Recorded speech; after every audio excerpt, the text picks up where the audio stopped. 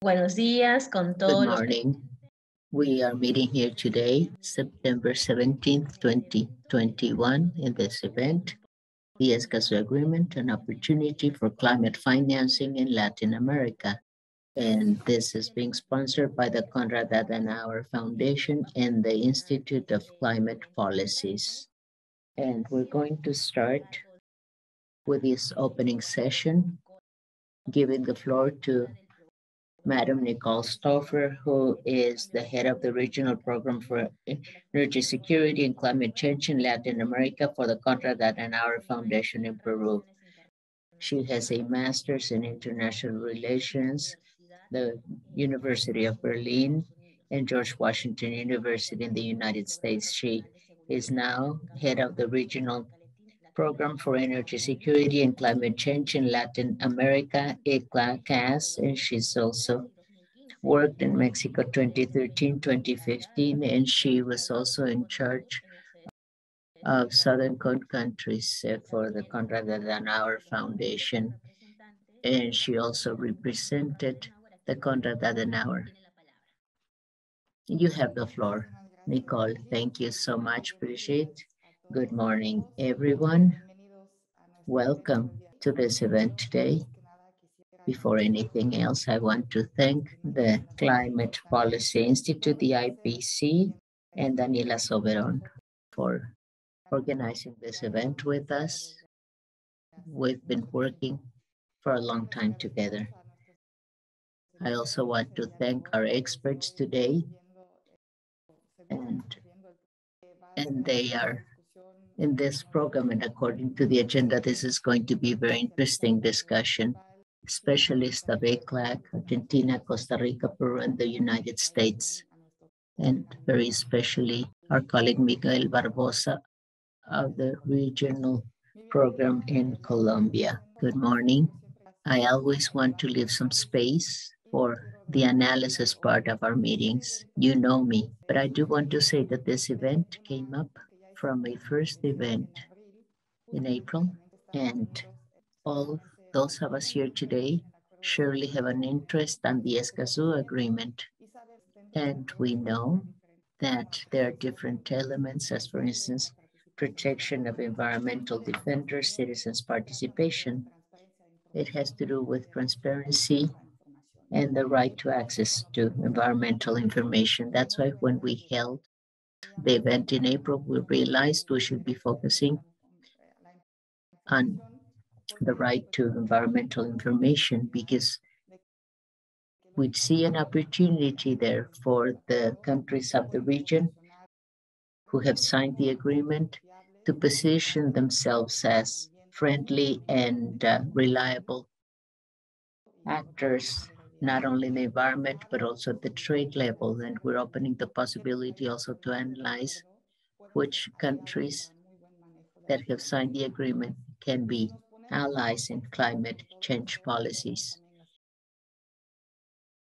And if we look at the amounts and the different opportunities and the resources we have at the international regional levels, the Green Deal, for instance, and this has been very important also for Latin America, but also international cooperation. This shows that if we have an agreement like the Escazú Agreement with access to information for the countries, and if we also talk about transparency in the region, this is very important to verify the good use of everything we have.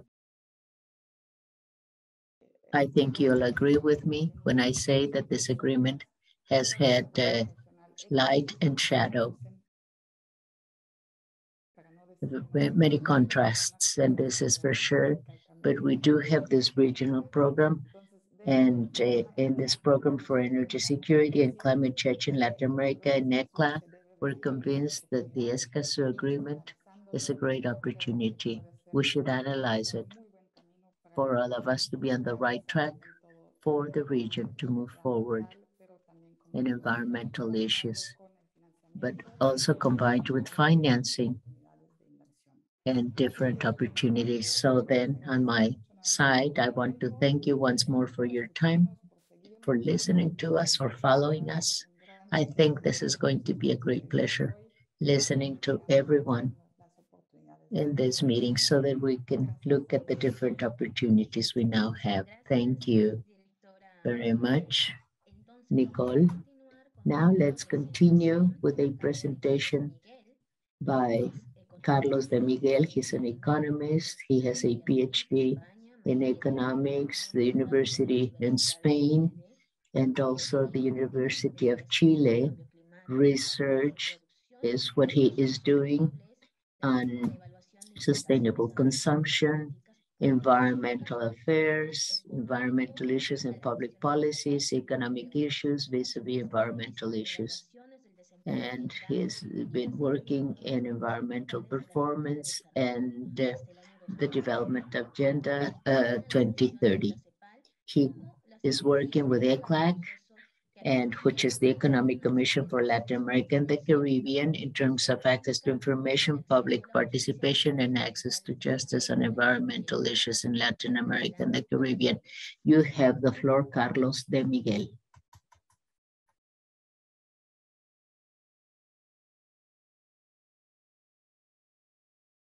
Good morning, everyone.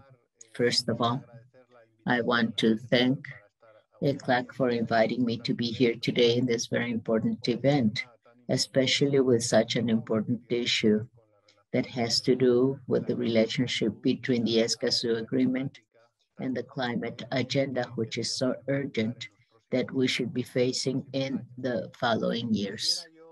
I wanted to remind and emphasize words of this opening session that Nicole just mentioned, the need to have the right information, the need to participate, and how this is essential for the transformations we need, not only to face climate change, but also to face up to the important loss of biodiversity, desertification processes, and other environmental pressures in the region. As you might recall, not long ago, we have seen the last climate change report. We have surpassed the levels, and in 20 years, it'll be 0.5 degrees, over 0.5 degrees, if we don't carry out important measures to stop the situation.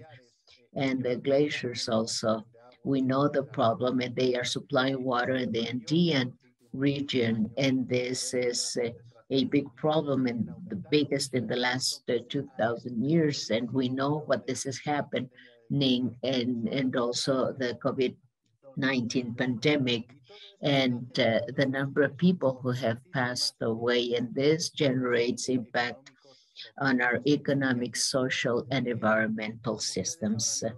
As you might recall, this recent years, we have had the warmest years in Central America and Mexico, the second warmest year in South America, not only with backward movements in terms of glacier reserves in the Andean region, but also snowstorms in the south of Brazil and droughts and very warm temperatures throughout Latin America. This shows we have to change the way we do things. You see what has been happening during the COVID-19 pandemic. We haven't taken advantage of this opportunity. During the pandemic, deforestation of the Amazon has increased. We've been losing biodiversity. We've continued desertification and erosion of our soil.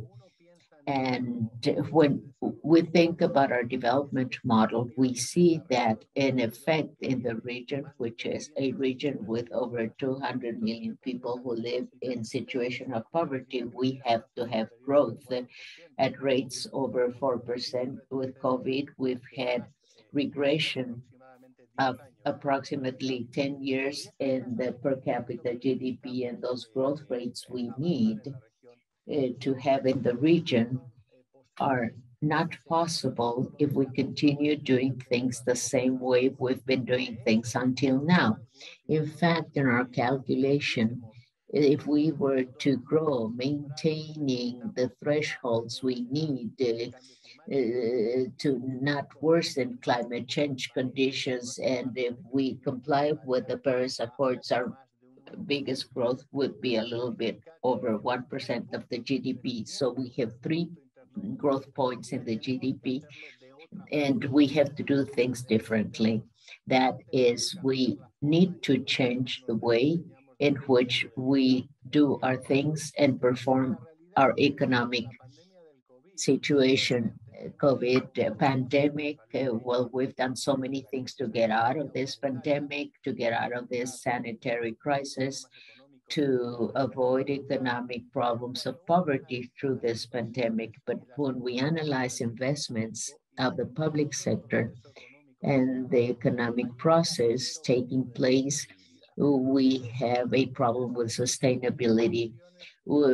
Barely investments have been made in terms of environmental sustainability, but just barely, not only in terms of investments of the public and private sector investments, but when you analyze the budgets of the governments for environmental issues in 2020, they've been cut to half vis-a-vis 2019. This means that in moments of crisis, we do not take advantage of opportunities for sustainable recovery. We do not invest in sustainability, environmental issues. We don't have an environmental budget so that the environment ministries can do their work. And in our region, if you have seen the last Global Witness report, last year there were 227 murders of human rights defenders, environmental defenders, and 3/4 of those deaths were in Latin America. Our region is not only the most dangerous in the planet for people defending the environment, but it also has statistics with the highest amount of murders. Colombia is the #1 country with more murders of environmental defenders. And just last year, in fact, the rule of law indicators in Latin America have become even worse in all of Latin America. There's a direct correlation between the rule of law and institutions capable of doing their work and complying with the rules of the game and having environmental performance in our countries. In fact, there's another good correlation between social trust in institutions and good environmental performance. This has to do with access to information, with citizen participation. And this is the Escazú Agreement. It gives us an institutional framework, institutionalized framework to redesign the way we relate to each other for all stakeholders to be committed with sustainable development, reinforcing cooperation among our countries, within the countries, and among countries. This is an agreement which is basically implemented through the strengthening of capabilities, skills, and cooperation. And by doing this and having more information and access to environmental information, we have transparency and evidence-based decisions. Data that I was giving you saying that we don't invest in goods and sectors that are good for the environment. We are not having budgets for the environment, and people are getting killed. People that are defending the environment are being murdered. We have to change the way we do things. That's what this means. If we continue with business as usual, we're not going to be finding a different path than the one we have. And this, of course, as it has been shown, is not good for us to face up to climate change problems. The other fundamental issue is participation. And this is also part of the Escaz Agreement, where we don't have clear social rules for society at large to be informed, to modify those consumption production patterns, then we will not be able to solve climate change problems. We will not be able to have sustainable development. We need long-term consensus. This is what we need for environmental issues, education issues. These are long-term policies with trust and the backing and support of all those decisions. And this means social co-action, and it prevents conflicts that are affecting our region so much. And finally, access to environmental justice. This is another important element of the Escazú Agreement. For us to have good policies, good investments, we need legal security and clear rules. We need accountability and strengthening of our institutions. But of course, access to justice is essential to protect environmental defenders, because what is happening in Latin America, people who are defending the environment, this is the natural basis for our survival as a species, and these are the people we have to protect, those environmental defenders. So the Escazú Agreement, 12 countries have already ratified it, 24 countries signed it, and it's now in effect. April 22nd of this year, it went into effect coinciding with Earth Day. This is a very powerful tool to help us change those production consumption patterns we urgently need to change.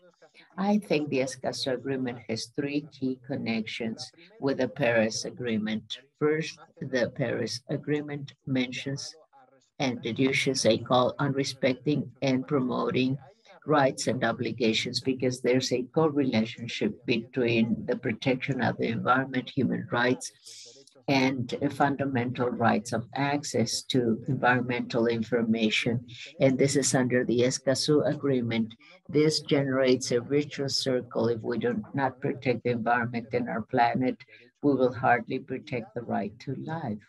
And given the level of environmental pressures we have, the environmental issue has become a fundamental issue for the protection of human rights and for sustainable development. The other important element has to do with good investments and the funds mentioned at the opening session, and also guiding state actions to produce mitigation and adaptation to climate change. And this has to be done within the framework of a system of transparency and world balance.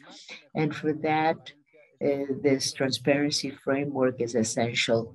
The Paris Agreement recognizes that transparency and all actions are in public records, then that they should be in public records for us to know how all those actions are taking place at the national level. This is an essential element to move forward in the processes of mitigation and adaptation. That is why they have developed under the Paris Agreement not only improved transparency, but also initiatives to foster transparency capacity. This is the second element that I think is fundamental, which is transparency for compliance. And finally, the other element I wanted to mention, because I think it's essential, and there's a relationship between Escazú and Paris agreements. This is Article 12 and Article 6 of the Framework Convention for Climate Change.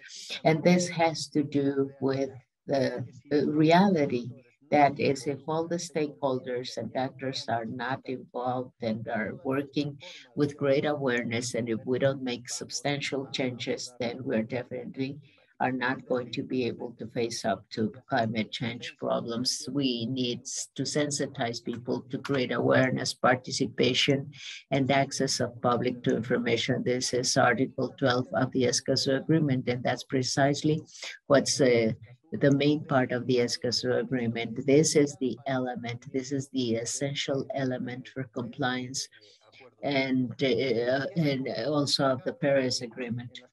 It's important to highlight in the national conclusions of many countries of the regions how those countries have incorporated not also defense of human rights, but also issues related to transparency and access to information. To conclude, I would like to mention a few essential elements to change the way we do things and to continue following the philosophy of the Escazú Agreement and how it helps us, as rightly said by this General Secretary of the UN, it helps us to find solutions based on nature and individuals for sustainable development. I have already mentioned one. This is the enhanced transparency framework. We need transparency on everything that's happening, the different actions that are being implemented, availability of resources and how we're allocating those resources and how much compliance there is of those different measures and resources with the purpose of mitigating carbon dioxide emissions, but also in general terms, it's very important. And this is related to the Escazú Agreement to have general compliance for all types of investments for the environment and social projects. All investments have to have the best possible standards. So complying the safeguard process and the environmental social procedures is a central element to generate this transition towards sustainability and to generate that transition and for all the actors to realize where the good things are found and where the not so good things are also found. We need a lot more information on impact and more environmental information. And this is very important. We lack this information in the region, and that information, who is doing things well, who is not doing things well. We have to know who those people are. And for that, we need certifications. That is information on the carbon footprint and also information on actors that are doing things right. And I think this is essential so that consumers may be able to elect and to choose, and for everyone to know who is providing inputs. And in terms of this, traceability is a central element for the future. We need to have better traceability systems that will be generating that information so that all the productive chains are traced for us to see where environmental problems and emissions are generating, and following this traceability for us to be able to have better decision-making process for the future along these lines. I think, and this is part of the Escazú Agreement, and we have to develop environmental information system, emission registries, and transfer of contaminating agents. That's also very important for all stakeholders. It's for us to award and reward those that are doing things well in the private public sectors, people who are working for sustainability, and also people who are betting on improving the environment. And this is part of those sectors, and we should also know who those sectors are, people who don't believe climate change exists. We need to implement urgent actions to face up to climate change. I want to invite all of you, ladies and gentlemen, to be in the Observatory of Latin America and the Caribbean and the Escazú Agreement page. I will give you some links in a few minutes. We do have some presentations. The last one has to do on the Escazú Agreement and its defense for environmental defenders. We think it's vital for all Latin American citizens not only to have knowledge about the Escazú Agreement, but to be benefited by this agreement, to use the Escazú Agreement for it to be a tool to generate that transition towards sustainability that's required not only for the planet, but also required by each and every one of us. Thank you, and ECLAC is at your service for everything you might need. Thank you. Thank you very much for your important words, Carlos de Miguel. Policy Units for Sustainable Development in ECLAC. Thank you so much for your words. Now let's continue with our program. Now let's begin panel 1, the right to access to environmental information according to the Escazú Agreement. Miguel Barbosa will be moderating this panel. Miguel Barbosa is an urban attorney. He has a master's degree in international law and human rights, University of Notre Dame. In the United States, he works on issues related to indigenous peoples and human rights and international law of human rights. He's been doing this for over 10 years, and he's been working in social justice in Colombia. He's an attorney of the Inter-American Commission on Human Rights and CIDH by its Spanish acronym right now. He coordinates the project on legal pluralism, international law, and companies and human rights, and the rule of law for Latin America, and he represents Konrad Adenauer Foundation in Colombia. He works with the Oxford University and the Inter-American Project, and he's also teaching at the universities there. Thank you. Thank you, Brigitte. Thank you for your presentation. I want to especially thank Mrs. Nicole Stoffer, who is head of the Regional Program for Energy Security and Climate Change in Latin America. And how nice to be able to see Daniela Soberon, who is the IPC Executive Director, and Carlos de Miguel of ECLAC. Hello, good morning. This first panel, as already mentioned, the right to access to environmental information according to the Escazú Agreement.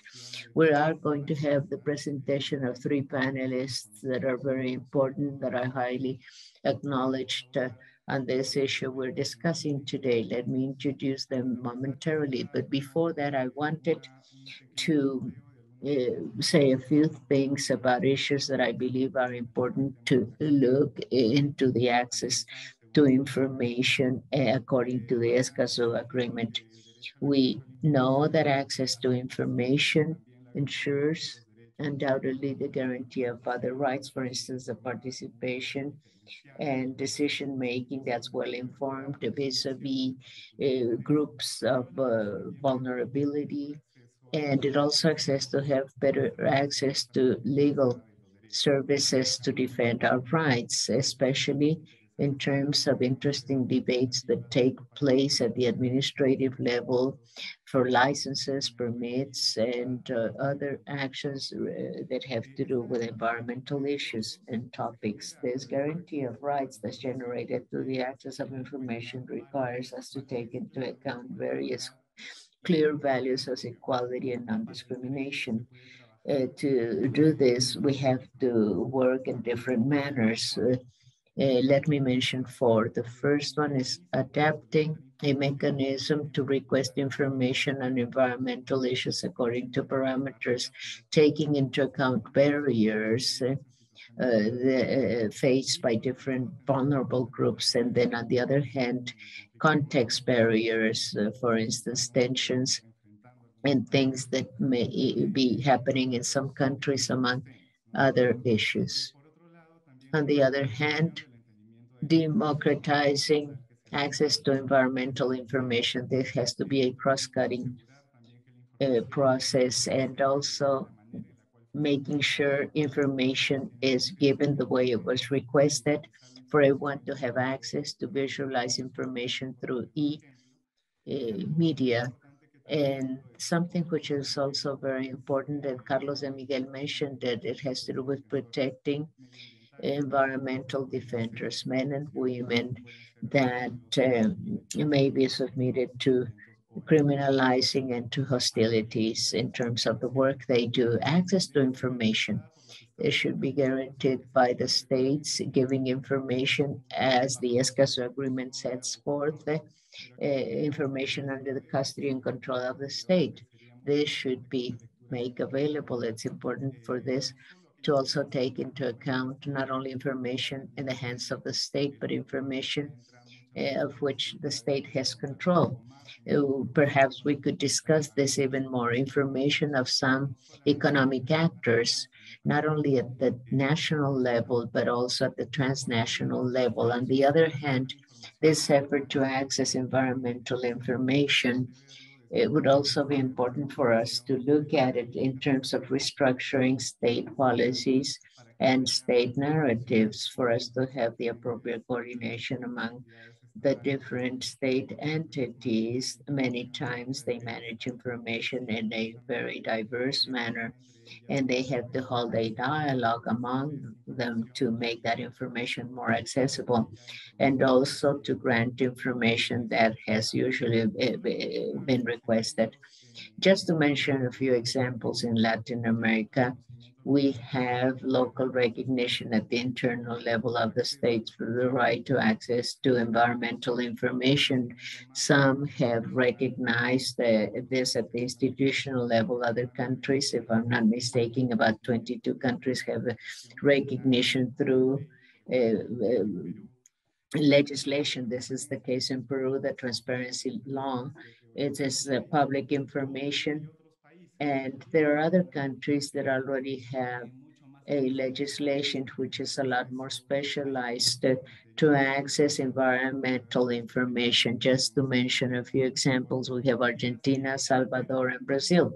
But there are also some legislations that are perhaps not specialized on the environment, but they do have clear rules on access to environmental information. Brazil, Chile, Mexico, and Peru are a case in point. Surely we're going to have the opportunity to listen to one of our experts, Ana de Pangracio, who will be talking about the Argentine case, a conviction, a sentence in terms of natural resources and climate change. And she will be talking about this case of 2019, and this went through the courts in Argentina. This recognition is not only local recognition, but also inter-American and international recognition, always concentrating not only on right to environmental information, but rights through the American Commission on Freedom of Expression, but there are also constitutional sentences of the Inter-American Human Rights Court linked, well, just to mention an example, the Sarayate case in Ecuador saying that public interest of access to environmental information should be a basic component for access to justice. And also we have other cases, for instance, the case of 2017 that has to do with progress, not only the European and the human rights, but also on the African court. I think that we are going to be holding a open, clear discussion by the experts that are in this panel. What an honor to have Mario Pena Chacon from Costa Rica. He's an attorney, the Autonomous University of Central America. He's working in environmental issues. He's been working on those issues for years. He's also a senior consultant of the UN system, bilateral issues, various state issues, and cooperation agencies. He teaches postgraduate studies at the Costa Rican University in the law school of that university. And we're going to have the participations of Ana Di Pangracio of the Buenos Aires University. She's an attorney in Argentina, and she's been working so much on these issues. And we also have, well, her work that she has been done also in other countries, the United States. She was a vice president for the sea conservation 2016, 2019, and she now teaches at the law school and the exact sciences school at the Buenos Aires University. She's written various articles on policies and environmental right. We're going to have Carlos Trinidad, who's an attorney from Peru, the Catholic University of Peru. That's where he works. He's been working at the School of Economics as well, and he has postgraduate studies in sustainable environmental issues, University of California, Berkeley. Senior attorney at the IPC Institute, one of the organizers of this event. They will each have 12 minutes for their interventions. I will send you a message or raise my hand to let you know when you should be finishing. So let me now give the floor to, Mario, you have the floor. Mario Peña Chacón.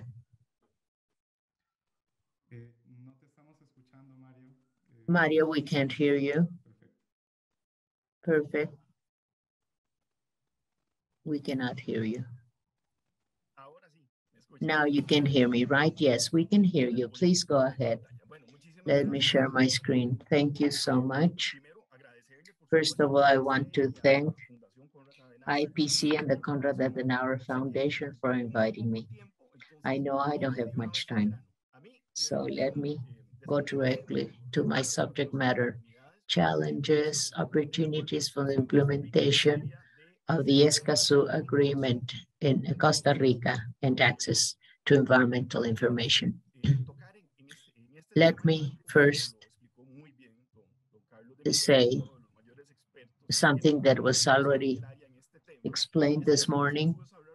Let me say that when we talk about Escazú, we talk about environmental governance, good environmental governance that includes transparency, maximum publicity, and accountability related to environmental issues, and also disseminating this information according to the Escazú Agreement. And we have principles of transparency and accountability, and this is a very important part of the Escazú Agreement. Transparency means openness, access, and disseminating information under public scrutiny. Accountability is the responsibility and decisions, actions, and results, and the obligation of informing and justifying the decision-making process. Maximum publicity includes proof, burden of proof, and a system that is restricted, that has to justify in writing the reasons for which the system is not delivering that information. So there's a presumption that all information is accessible. It's only through exceptions established in the reservation of constitutional legislation that this information can be restricted or denied. And before the Escazú Agreement, we had transparency obligations related to accountability and maximum publicity, especially conventional framework, constitutional framework, and the legal framework in terms of environmental decisions and access to justice. Well, those three principles with access to environmental information, well, this has a very broad legal framework, which is, as I have said, conventional, constitutional, and also a legal framework. The Escazú Agreement is covering all this, and this is something I will discuss momentarily. And this gives coherence to a legal framework which was fragmented and dispersed. And this is the reality of Latin America and the Caribbean. For instance, in that conventional framework, before Escazú Agreement, we have obligations of the states through the SDGs, especially number 16. And we can also go to declarations of UIC and on the rule of law regarding environmental issues, access to equitable access to information, participation, access to justice, accountability, transparency, ethics, integrity, and fighting corruption. And then the states, we committed ourselves in 2012 in the Rio +20 declaration, paragraphs 10 and 75, we committed ourselves to creating institutions that are efficient, transparent, responsible, and democratic, as we have already heard this morning. And we also have agreements, international instruments like the International Agreements on Climate Change, the United Nations Framework, and the Kyoto Protocol, and the Paris Agreement. And they make it mandatory for us to have active transparency to generate climate data to comply with the commitments we have made through the NDCs. We have all presented national predetermined contributions And this means that we have signed those agreements, and this means that we can also get climate financing for adaptation and mitigation measures. We can also look at the United Nations Agreement on the fight against corruption and free trade agreements and association agreements or partnership agreements. This is something we've been negotiating in recent years. And we have the Inter-American system. As Miguel just said, since 2006, we have a sentence of the Inter-American Court. This is one of those environmental cases not related to indigenous people. This is the Claude Reyes versus Chile 2006. This has to do with environmental issues in the court. The court developed the principle of maximum disclosure, and this has to do with a consultative opinion. This is number 223, 23 rather, of 2016. This is the consultative opinion, opinion 17, paragraph 213, passive transparency, and 223, which has to do with maximum disclosure. My country also have a constitutional framework, Article 9 on the right to participation, Article 11 on the principle of legality. Public officials are depositories of power. Article 24, regulating the right to intimacy and secret to communications. And this is related to the right to access. Article 27, requests and prompt response.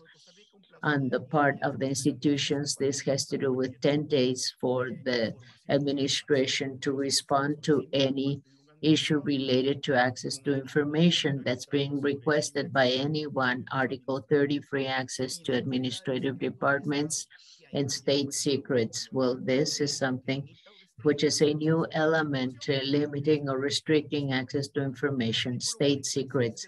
And Article 46, which is very important, not very much exploited on constitutional jurisprudence, talking about the right to health and the environment on the part of consumers and users in consumer relations, but it gives them access to access appropriate and truthful information.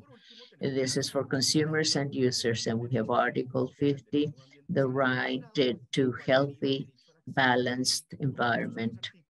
And this is very much related to the other articles which have to do with access to environmental information. This is the legal framework in my country, which is very broad.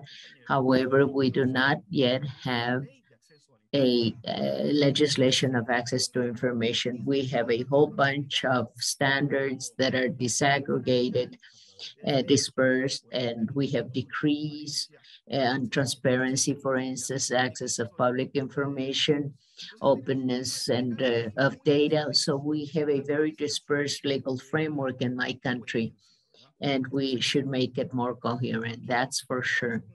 And we also have standards regulating protecting sensitive information, for instance, the non-disclosed information legislation, and also the law to protect people in terms of their personal data.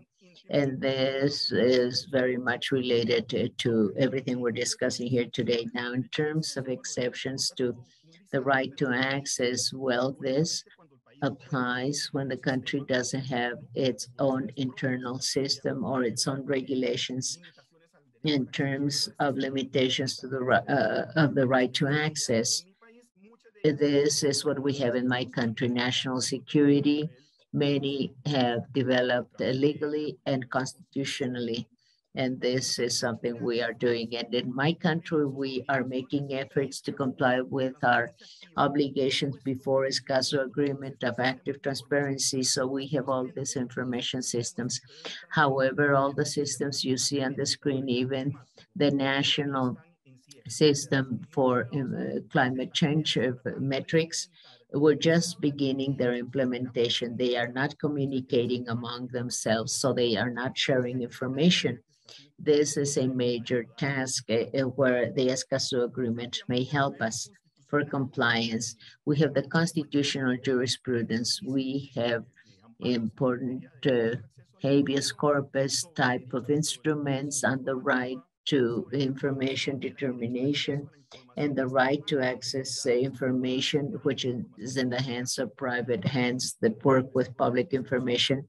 As Escazú mentions, the definition of competent authority, what should we be understanding by the term information?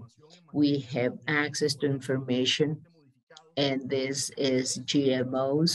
For GMOs, climate information, we have the first sentences on this and other sentences of 2018 that are using consultative opinion 23 and the right to information and transparency and disclosing that information. So we have two major obligations here in this framework of standards. One, create strengthening environmental institutions that are efficient, transparent, responsible, and democratic, with accountability and that guarantee the adoption at all levels of inclusive decisions, and the state obligation of generating, compiling, or gathering and making available, disseminating environmental information that's systematic, proactive, opportune, timely, regular, accessible, understandable, and updated. And this is, of course, a goal which is quite ambitious.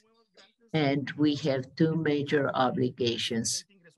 Our country went into the OECD just recently with good practices, and we have to measure many things and be very transparent because now we're part of OECD, and I hope that soon my country will ratify the Escazú Agreement. To conclude,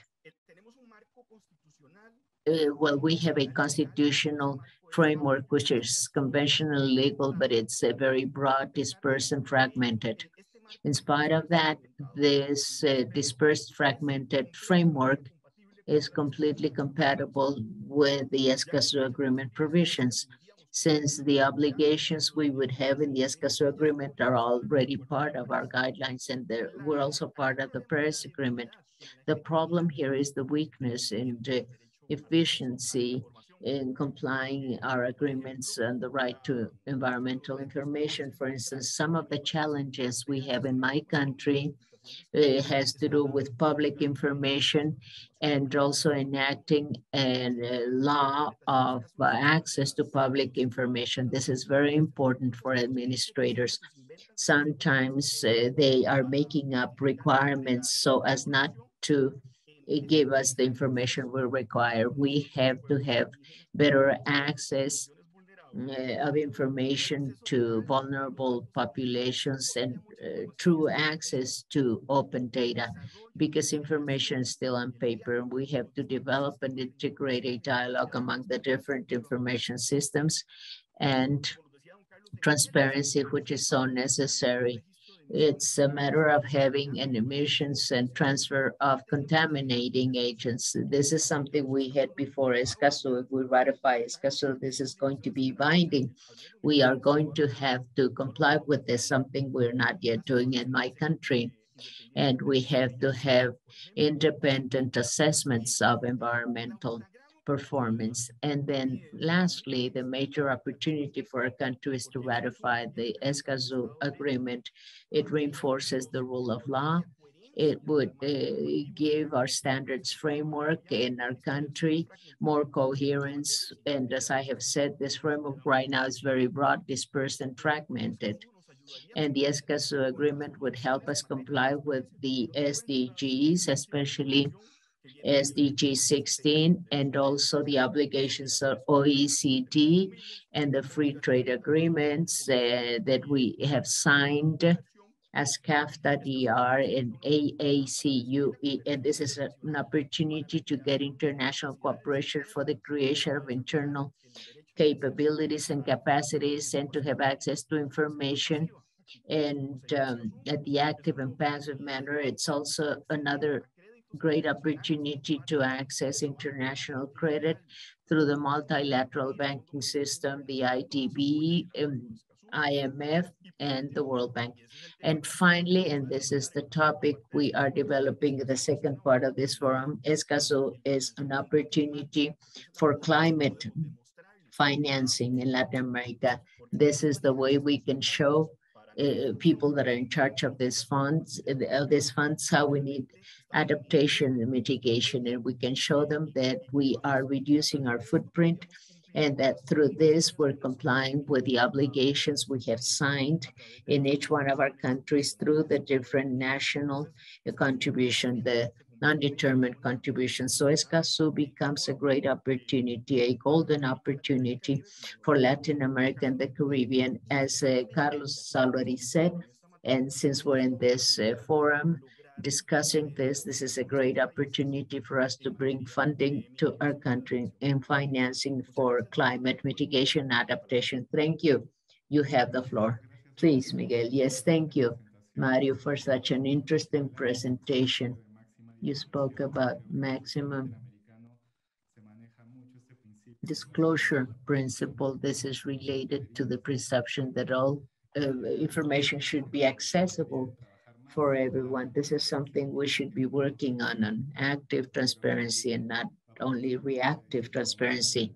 We're going to be discussing this later on. Thank you, Mario. Now let me give the floor to Ana Di Pangracio from Argentina. You have the floor, Madam Pangracio.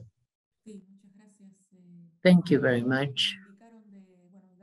Yes, I wanted to tell you a little bit about the work I do. And I do have a presentation I want to share with you. I'm Ana de Pangracio. I'm an attorney in Argentina. I've been working on this issue since 2003. I'm coordinating work at my university, and we've been doing a lot of work on the environment. And since 1985, we've had agreements, and we've been working on access to environmental information. This is something done throughout the country and the different territories. We're working on strategies as well. And I've been working in different institutions, collaborating in those institutions representing my region and some government institutions. And we're working on the agenda with a human right focus. And this is, of course, very important for the conservation of nature, and this is being done at the international level. Let me share my screen with you now. The Escazú Agreement in Argentina. This is what I wanted to talk to you about. What is it that we're doing in terms of access to environmental information? What are we doing with the Escazú Agreement? This is the constitutional reform we had in 1994. The last reform was that year, 1994. We introduced special clauses recognizing the right to a healthy environment for human development for all Argentine inhabitants or citizens. We established environmental regulation through a federal system, through the different standards. And this is something very important. This has to do with the constitutional reform of 1994 in terms of environmental protection. Also discussed in this constitutional reform or included in the reform, we have the budgetary part.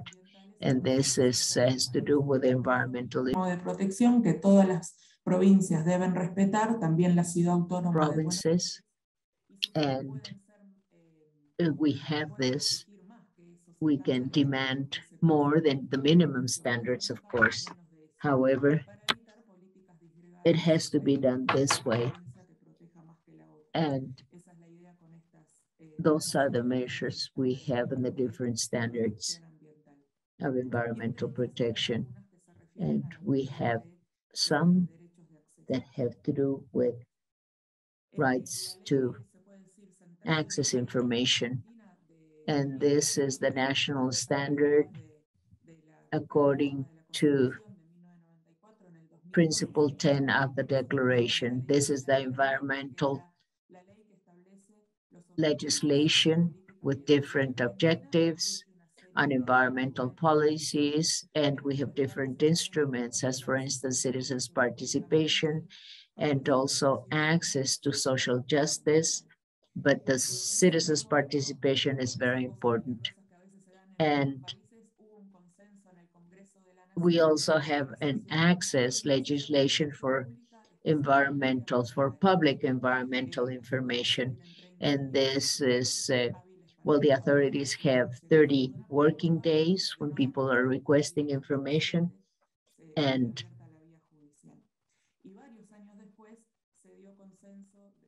there's a consensus in Congress for sections of the law of access to information.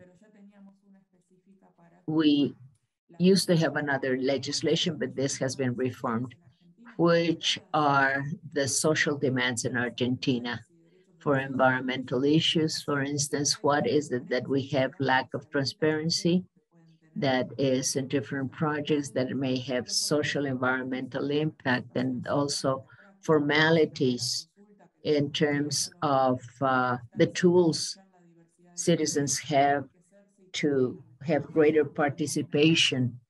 And these formalities have to, are being restructured so that people have more access to getting information.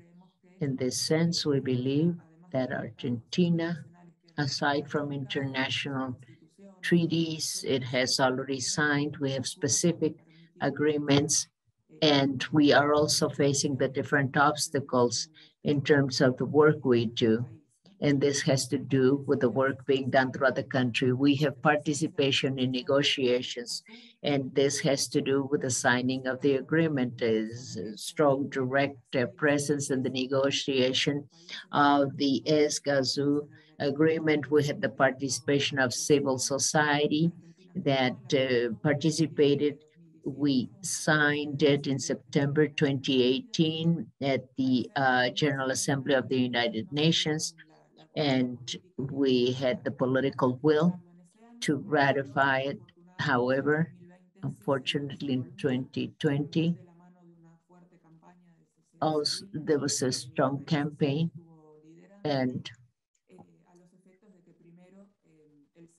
this is August 13, 2020, we had regional agreement for the ratification and access to information with public participation and access to justice in international environments. And this is the first regional agreement that we have establishing guarantees on the access of information, citizens' participation, and access to justice in environmental issues.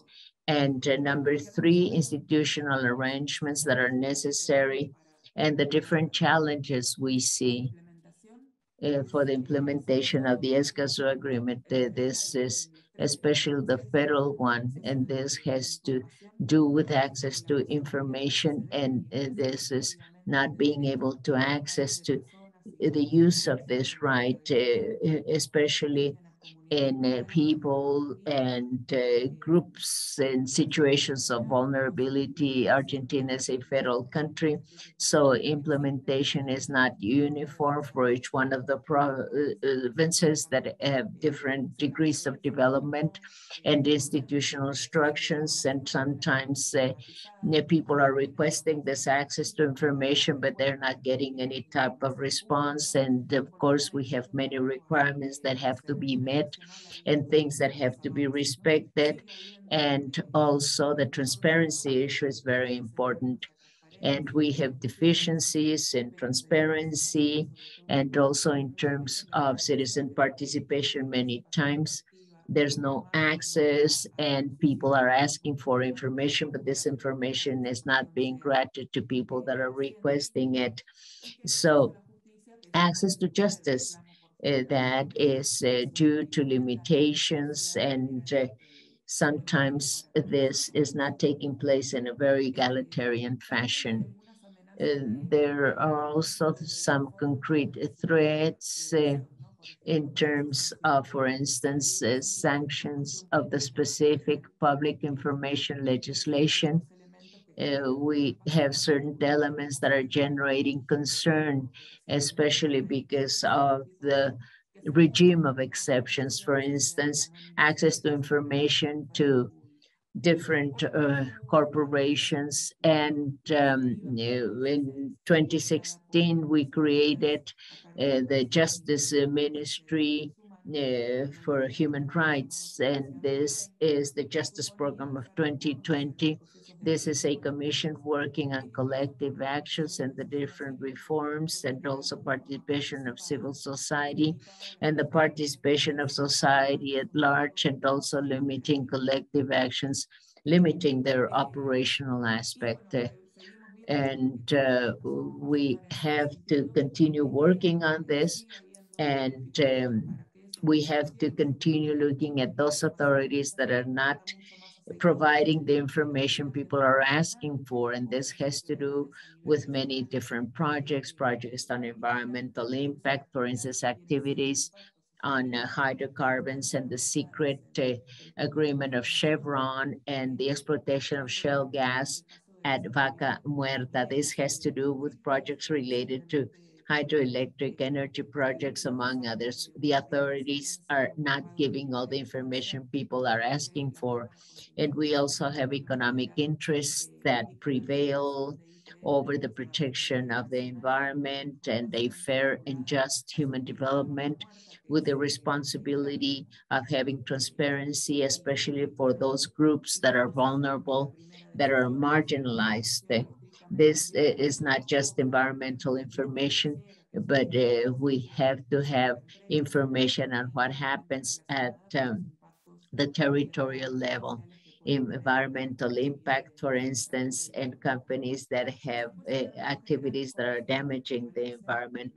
And we, of course, have activities, and sometimes those economic interests prevail over the protection of human rights. We have to look into those situations, especially, as I have said, to serve needs of vulnerable groups that are highly marginalized, because it's important for them to participate in the decision-making process.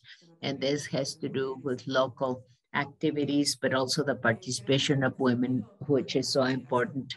So we have to continue our work in civil society organizations, and we have to do this work with information. We want other countries to continue ratifying this agreement, and we have to have actions aimed at training and informing people in the exercise of the rights to access, and to allow for participation in and incidents in environmental issues.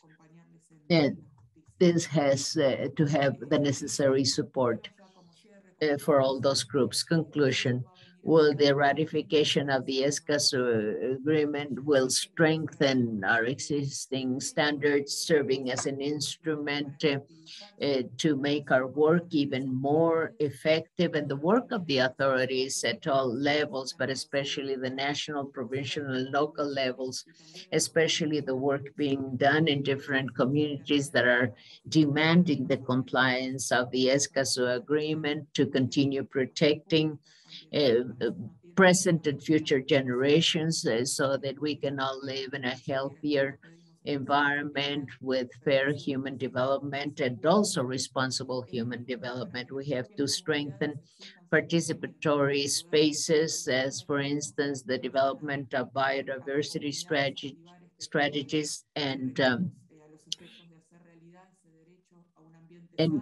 nationally determined contributions, and the different goals on neutrality and degradation of the land or of planet Earth, CNULD.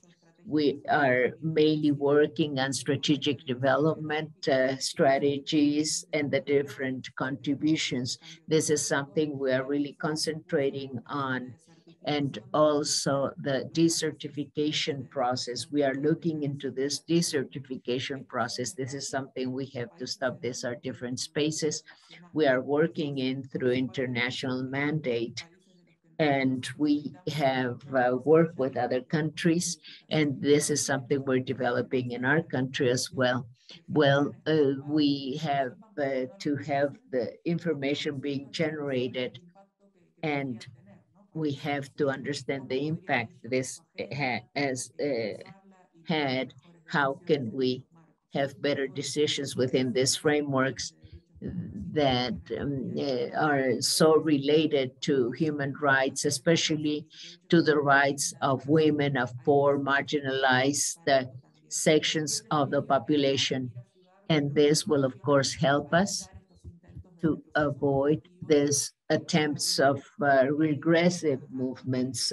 We cannot support moving backwards. We have to remember we have the constitutional reforms, and they help us to continue promoting these rights. And we cannot accept regression to losing the accomplishments we've had. Thank you very much. Thank you, Ana, for your excellent presentation. The Argentine experience is very important, especially the work you're doing at your foundation. You've mentioned something very important. This has to do with how people are demanding their rights. Civil society plays such an important role.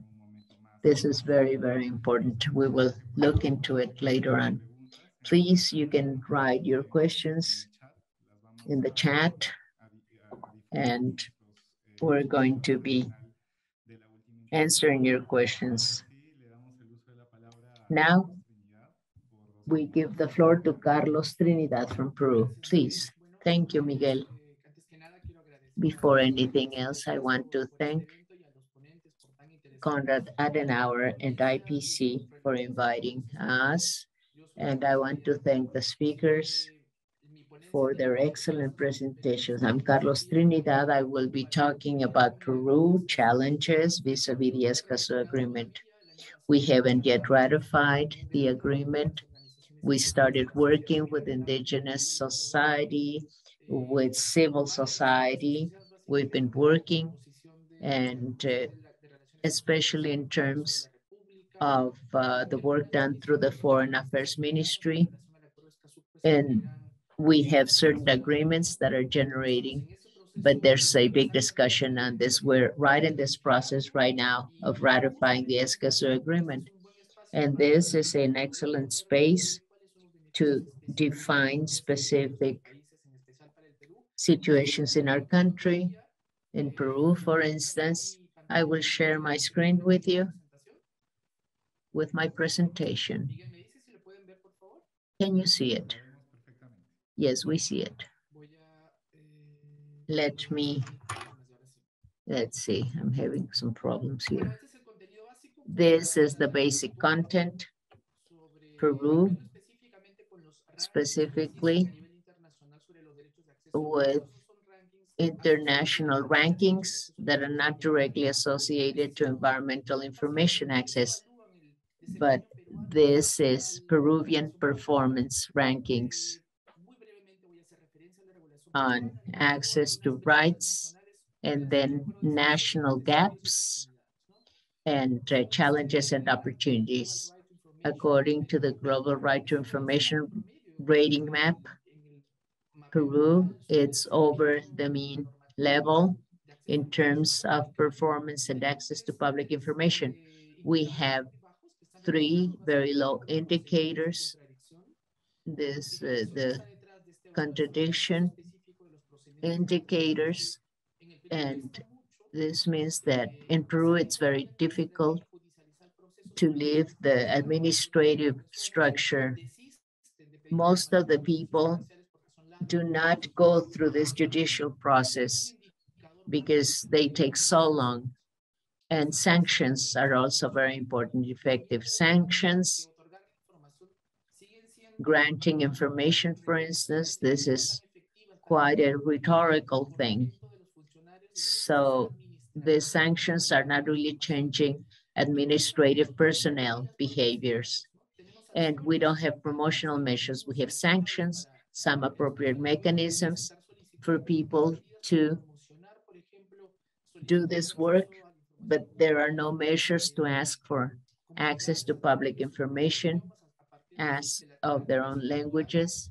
And this is a critical aspect. We should be working on promotional measures.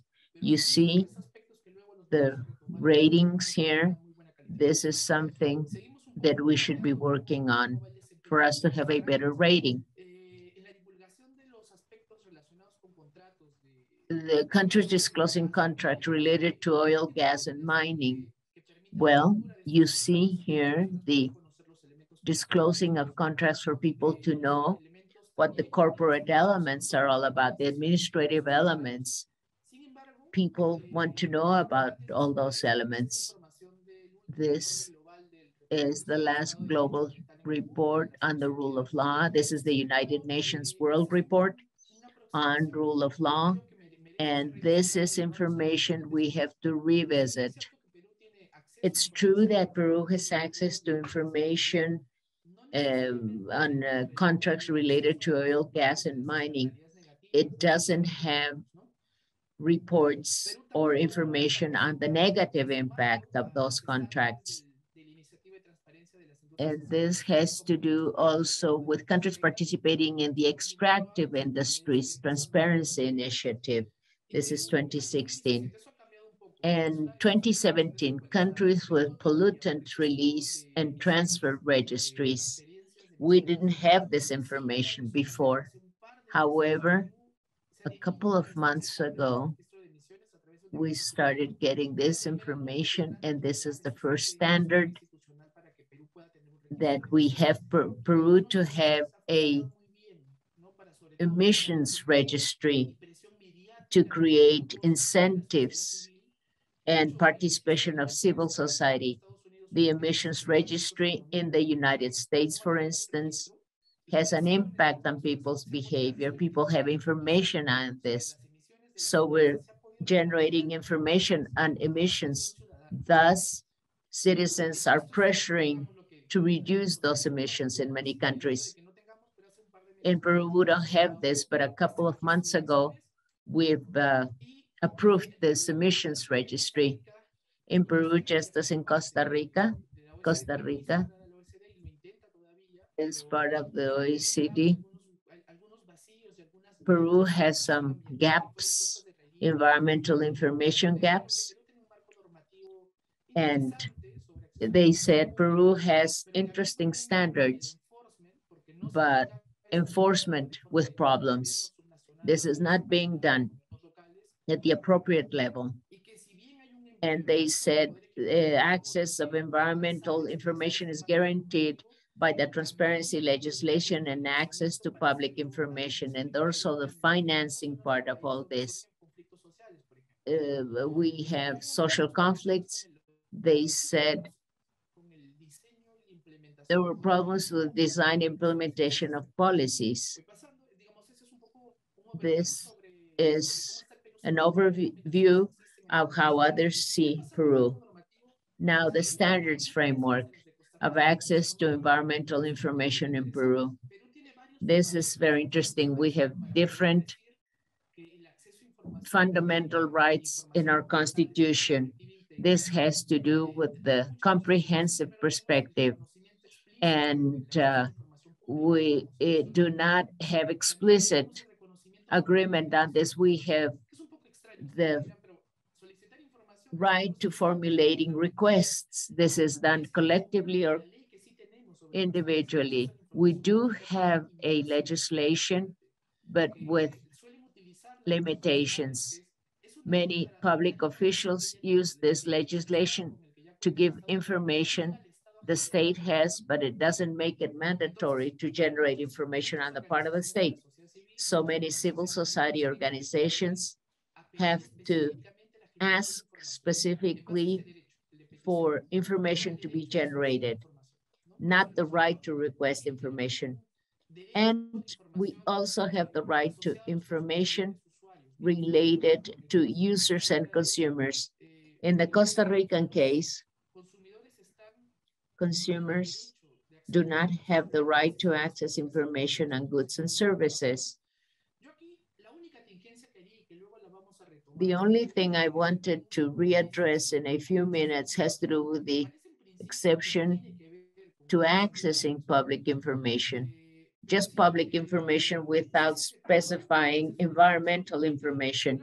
We do ensure access to public information, and this is very important.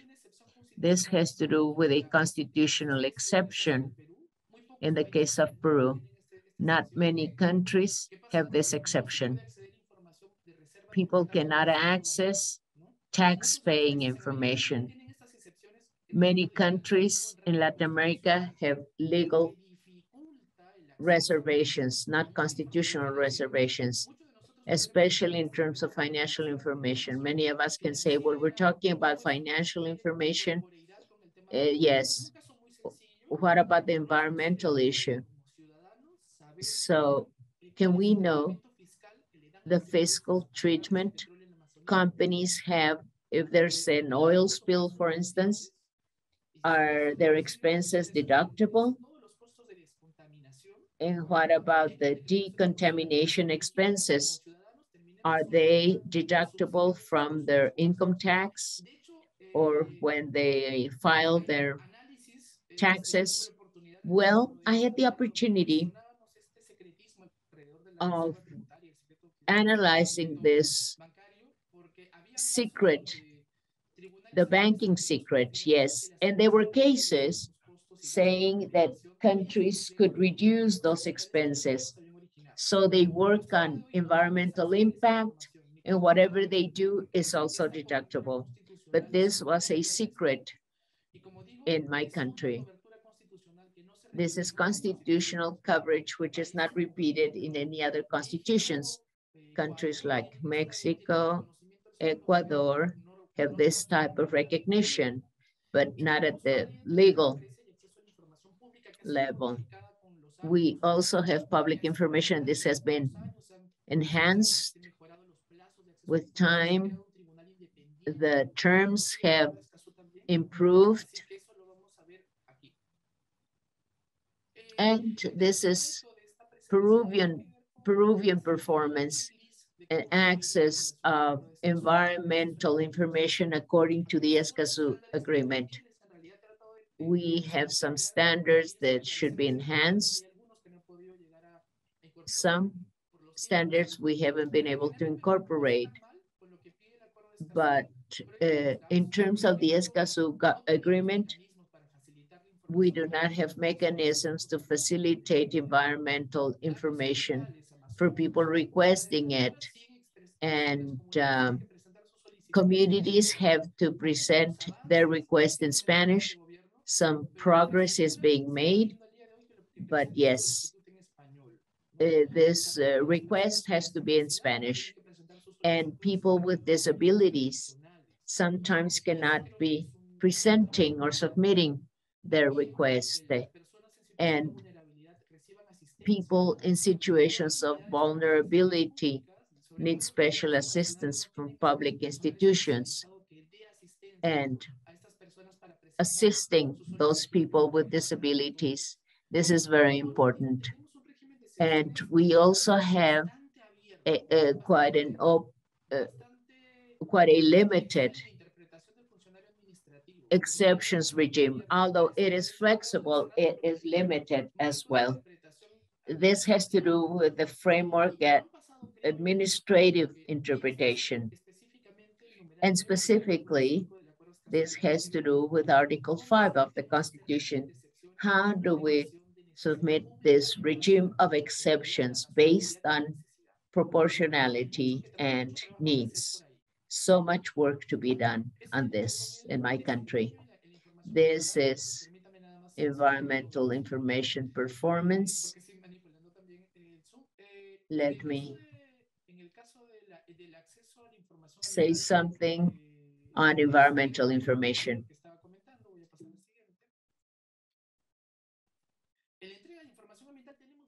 Information delivery, we have good standards. We are complying with the Escazú Agreement. Recently, we had an independent administrative mechanism assessing those requests. It's working very well. It's quite innovative in case of gathering the right to access of information and the right to protecting that information. So we're complying with those standards. Generating information is a very big problem. We do not have the right mechanisms for early alerts on environmental damage. We have the mechanism to declare an emergency, but not to access those mechanisms directly. Accessing information in other languages, and most of the information we have is in Spanish right now. And accessing environmental information. And here we have a clear information gap. We would have to do this academic exercise to see if the environmental impact system complies with the Escazú Agreement. Is this the ideal thing to do in terms of environmental impact? This information is super technical. In Spanish, it has nothing to do with the cultural situation of indigenous peoples and peoples with vulnerabilities. Generating information. Two final aspects, we don't have the right standards for consumers and users to have information on environmental qualities of goods and services and their effects on health. And also the archive systems for the management of documents on environmental issues. This is very important. We have a registry and some mechanisms, but the promotion standard, this is to promote access to environmental information on the part of private entities, and this is something we have to do, as well as incentivizing the preparation of reports. This is something very important. We have the participation of the banking system and the insurance industry in terms of environmental risks, reporting on the number of emissions, social conflicts, and this is an important standard to develop. This allows us to recognize the different challenges. First, effective enforcement of their intercultural approach in the access and generation of public information. And this is a measurable, concrete action. It is necessary to rethink how to maintain constitutional provisions. And we have to look into the banking secret, and this is something that we have to analyze. We cannot continue with this banking secret in terms of the tax-paying deductibility. The most important part where environmental information is being discussed in environmental impact assessment, we don't have major standards for that. And what about environmental democracy? Where are we discussing that? The executive branch and the guiding institutes do not accept the environmental impact assessment. And this is something we have to do to know environmental impact. There's a gap here. We would have to close it. And As I said, there's a lack of proportion between environmental information at the local level and the federal governments. To conclude, I wanted to say something on why the Escazú Agreement is important for climate financing. How does it contribute to climate financing? First of all, it strengthens generation of information on climate financing. I'm talking about public climate financing. Peru has a program for incentives allocation for deforestation measures.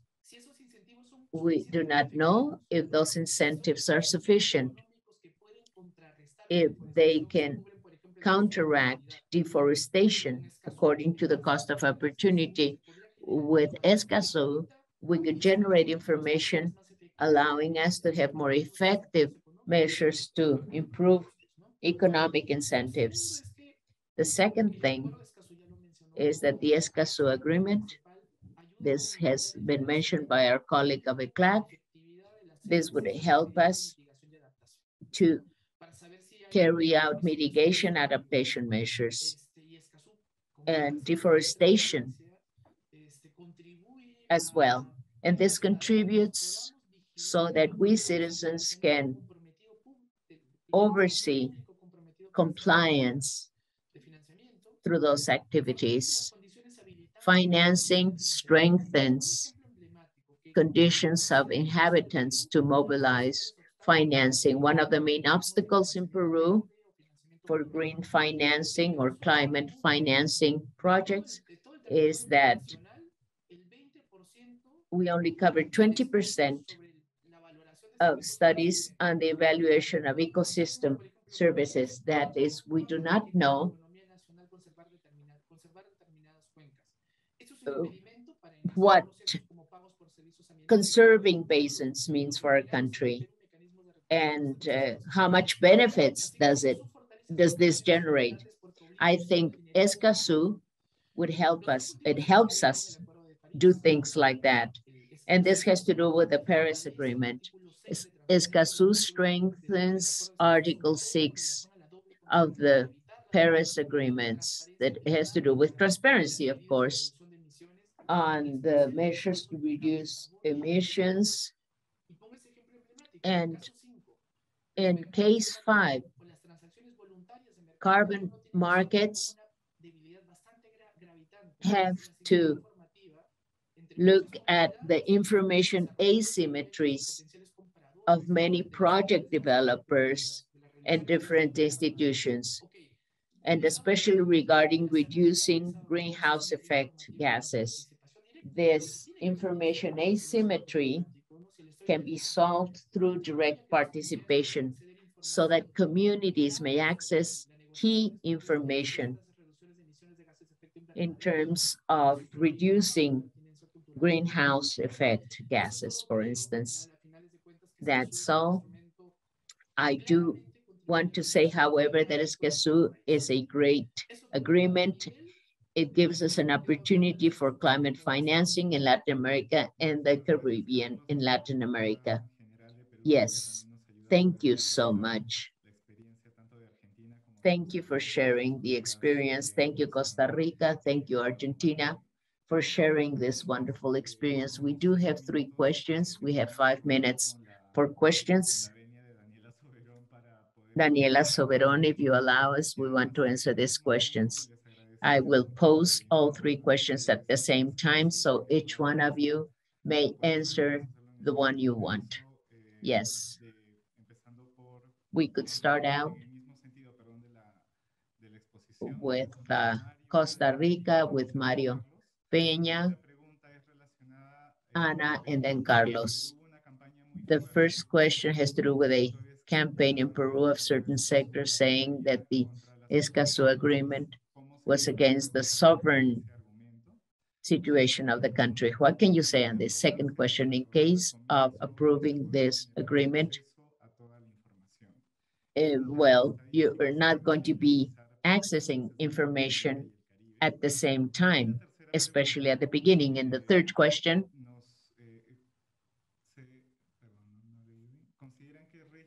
do you think the exception regime has to do with that information? And do you think this is a lot more extensive, not just that restriction? For instance, human rights, damaging the environment, or significant damage for the execution of this legislation. Mario, you have the floor on the Peruvian issue. Well, Carlos would be the best person for that, but let me say that the Escazú Agreement sets forth the principle of sovereignty for each one of the states and the principle of sovereign equality for the states. There's no way out of it. I mean, there's the intention, and it does respect the sovereign state.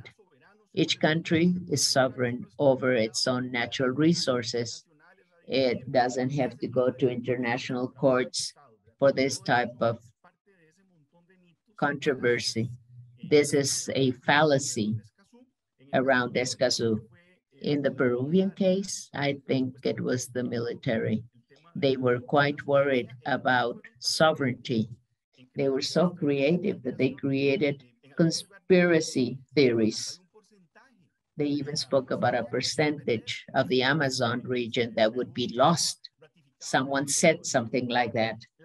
If Escazú were to be ratified by Peru. Yes. Next question has to do with exception regimes. In spite of having the minimum budget, because in principle, the Escazú rule is the determination of each one of the countries. And if there's no exception regime, access to information, what applies is the Escazú Agreement. The truth of the matter is that the exceptions regime is very important. It's a supplement standard or a substitute standard. The important thing is to have a dialogue between international law and domestic law. Whenever a country is going to change its standards, whenever the standards are affected by this exception, the standards the country has are the ones that should be enforced. And this is also part of the Escazú Agreement. It means that there's a dialogue, and this is perhaps an exceptional regime. You can be sure that any modification in the future, any standard that's going to be implemented in terms of access to information will have to take into account all this. And in some cases, this will depend on each one of the countries and this exception regime for it to be more complete, more exhaustive, and than the ones we already have in Latin American and Caribbean countries. Yes. I give you the floor back. Anna, please. Yes, thank you. Yes, I know there's concern around misinformation on the Escazú Agreement and the sovereign conditions of each one of the countries. This has already been mentioned, not only in Peru, but in other countries, and countries that are going through the ratification of this agreement. And this is something we should be discussing. It has to do with strategies adopted in our countries to overcome the situation. And it's important to take advantage of this work. And this is very important in terms of the Escazú Agreement. In terms of the sanctions, well, Argentina has legislation on access to information, and this is very specific. But I think the Escazú Agreement also has this focus on the protection of environmental defenders and the right to environmental information. This information should be disclosed whenever it is requested from citizens, from individuals. And this has to do with protecting the environment, of course. These are elements that are part of the Argentine legislation as well. Yes, I don't quite understand the second question, but certainly this has to do with the principle of progressivity and the enforcement of the Escazú Agreement for enhancement purposes. There are various elements that are just as important to have access to public environmental information. So this is very, very important. Thank you. Thank you, Ana, for your answers. Yes, Carlos. Yes, the first question on Peru. I think Mario gave a very good answer, and Ana as well. This is key, that to say that the Escazú Agreement does not affect our sovereign condition. I think people are attacking the ratification of the Escazú Agreement. They're even talking about the Inter-American Court. However, I think that a lot of the arguments challenging the Escazú Agreement and the binding character of it, well, I think this has to do with standards and also the financial international community and free trade agreements. I think those are elements that are being posed, but they're presenting extreme examples. And this could affect the entire architecture of economic instruments, affecting the national situation of not collecting taxes. So you're delegating the sovereign status to a country that's not of Peru, and this has restrictions that are binding for Peru. So is it a matter of challenging public international law? This is quite far-fetched, I think. I didn't quite understand the second question, but the third question, it's true that, well, I don't know if this is a Peruvian person asking this question.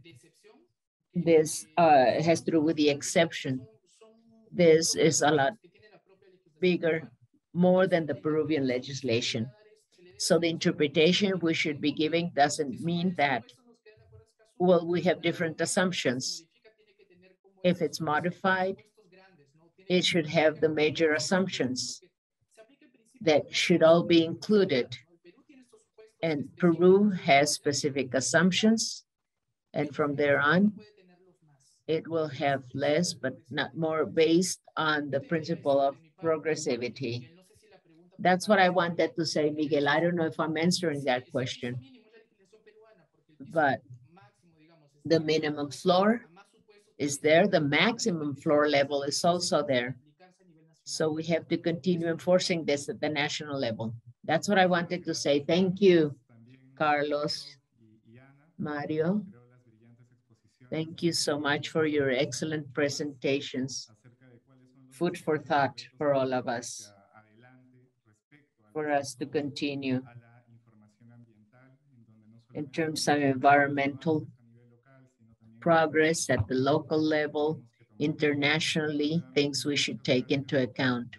Thank you so much for your interventions. Yes, thank you.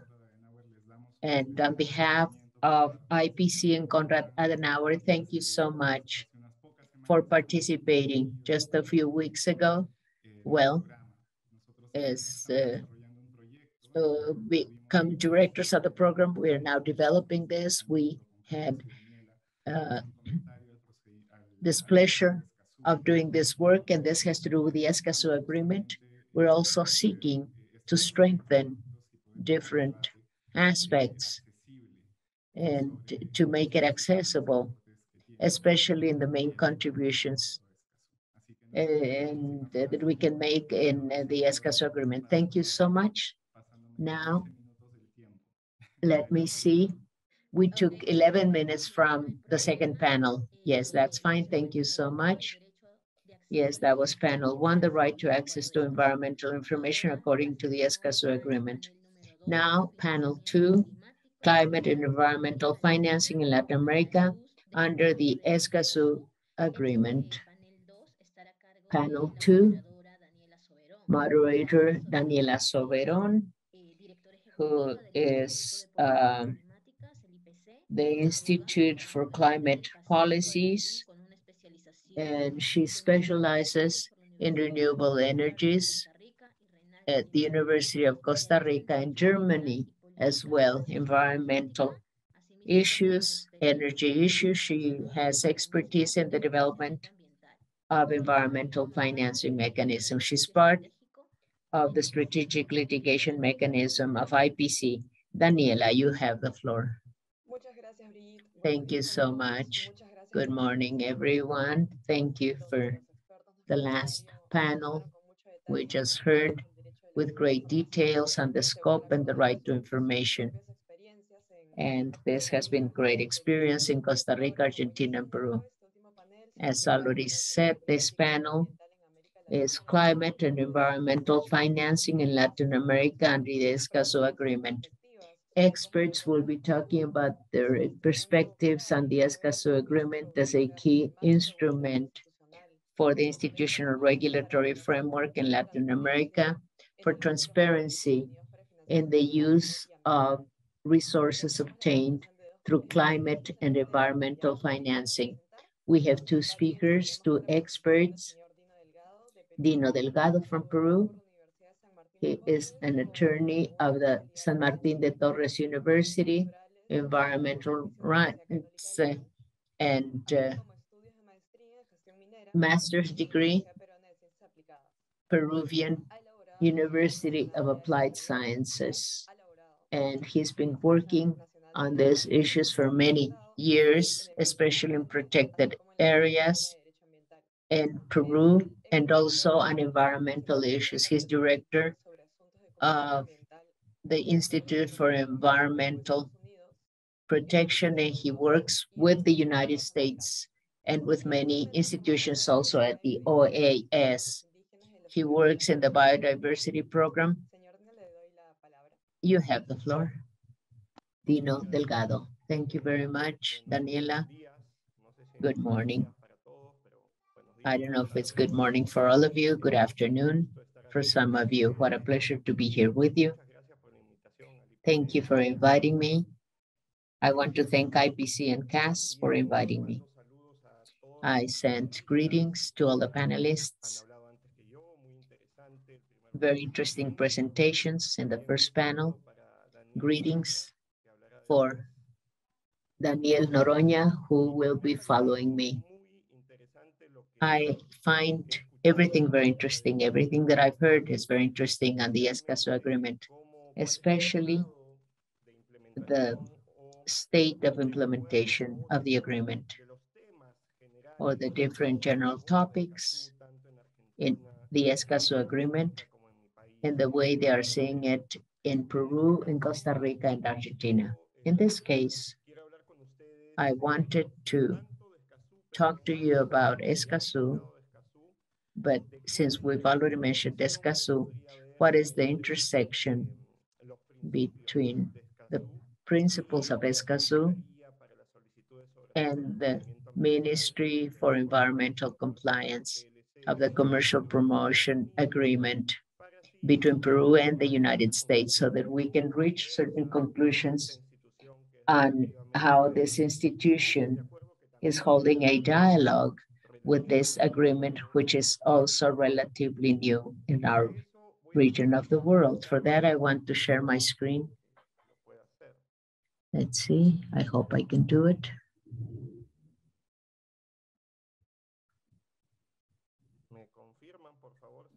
Can you see it?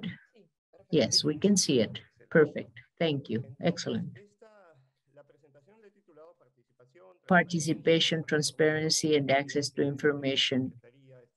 The SACA SEEM experience. This is the name of my ministry. Very long name. That's why I put the acronym. The first thing, the first context, these are the meeting points that exist between the Escazú Agreement and work done by my ministry.